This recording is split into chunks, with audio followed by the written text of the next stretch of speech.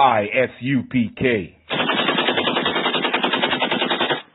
So tell me, how can I turn the other cheek while this wicked world trying to smother me? Something gotta shake, I'm gonna cry it out. Time to gird up my loins and ride out. In my soul I feel devastation. In my eyes I see desolation. On my door, death is waiting. But I don't wanna see no more desolation. I said I don't wanna see no more. And in my soul I feel devastation. In my eyes I see desolation. On my door, death is waiting. But I don't wanna see no more desolation. But I don't wanna see no more. It's just one thing. There's one argument that I am tired of hearing in the black community. There's one argument that I'm tired of hearing from black people and from white people. And then the whole notion that the real issue or the real problem is black on black crime. Meaning I can never talk about slavery. I can never talk about police brutality because of black on black crime. I got a question for every black person. When are we going to forgive one another? When are you going to forgive that brother that's trying to kill you like you forgive that white man that's trying to kill you? Here's the real issue in the black community. We want to kill each other and throw each other in jail and victimize each other at every turn, but we never want to put that blame on our oppressor. We quick to say, oh, the black man killed the black man. Oh, the black people killed each other. Yes, black people kill each other, and we are absolutely poor and impoverished. Black people don't have some type of special hatred for one another. We don't have some hatred. A black man don't got some type of special hatred for another black man. We kill each other like anybody would kill their own people because of poverty, because of lack of resources. And black people need to stop standing up and find another reason to be mad at black people. Another reason to be mad at one another, and find a reason to be mad at your real enemy. Because who put you in that ghetto?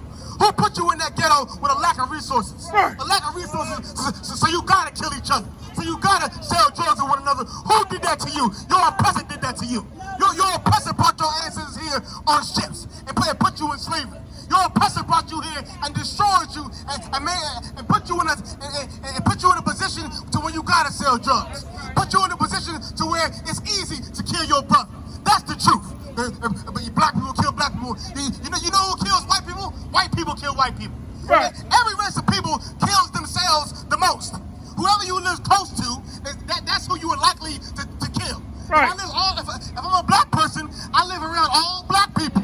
So that means I'm more than likely, if I kill anybody, it'll be a black person. If I was white, I would live around all white people. So if I killed anybody, more than likely, it'll be a white person. Right. That's foolishness. That's foolishness. No matter what's going on in the ghetto, I'm gonna recognize who my true enemy is. I'm gonna look at the man that made me kill my brother. I'm gonna look at the man that put me in a position to sell drugs to my people, and that is America. That is America. That is the white race. Give me Jeremiah 2:14. Jeremiah 2:14. Well, once again, black people, we can never forgive each other. Never forgive each other. Black people kill black people. Black people harm black people. I bet they do. Do you see how poor we are? You see how destroyed we are in these ghettos? I bet we do kill each other. I bet we do rob one another. I bet we do sell drugs to each other. What do you think they're doing in any other poor country? What do you think they're doing in Russia and in Ukraine? It's white people killing white people because they're poor and they don't got much choice but to destroy each other. Our issue is the curses that are put upon us, and one of the curses that we have is that we hate one another. We hate one another so much that we all look for a reason to blame each other instead of blaming our oppressor. Read that. Code, the book of Jeremiah, chapter 2, verse 14. Is Israel a servant? Is Israel a servant? Is Israel a servant? Black people, Hispanic people, Native Indians, are we just servants in this place? Is that our role? Are we meant to be here in America and just live as slaves? To just be rappers and entertainers, to just get up on the stage and shuck and jive for the white man? To get on the football field and run hard for the football team. Just pure entertainment. Is that our role in this place? Read on for the top. Code, is Israel a servant? Is he a homeborn slave? Is Israel a servant? Is he a homeborn slave? Is Israel a servant? Is he a homeborn slave? What is a homeborn slave? A homeborn slave is different than a run-of-the-mill slave. A regular slave may have at one time known freedom. knew what it was like to be free. And knew what it was like to make his own decisions, to have rulership. So he doesn't want to be a slave. He wants to find a way to find freedom.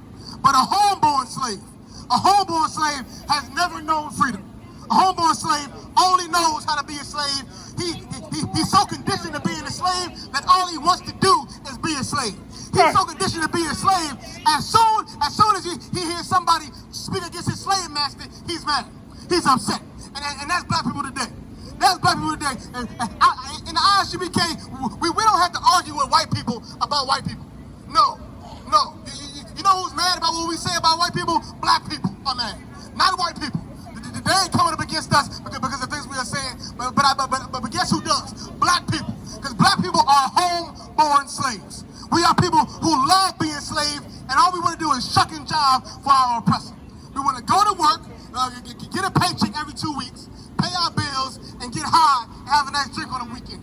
Go out the weekend, but we don't aspire for anything else. Here in the I.S.U.P.K, we're going to show you how to fix all the problems and all the issues in the black community. You know what the problem is? That we have no laws, no guidance, no culture. Here in the I.S.U.P.K, we're giving the black community that culture back. Right. We're giving the Hispanic community, we're gonna give them their culture back. We're gonna regain what the Most High offered us, offered our forefathers thousands of years ago. These covenants, these laws, this culture, and this Bible. And in that day, the black community will rise up. In that day, black people, we won't kill each other. And that day, we won't be killed and victimized by the police and the court systems. And that day, we will rise above all our enemies. That's right. But first, we have to be willing to sacrifice. First, we have to be willing to sacrifice our lust. We want to put down the drugs. We'll put down the whores. Put down the culture of America and pick up with the Most High. We want no cowards in again.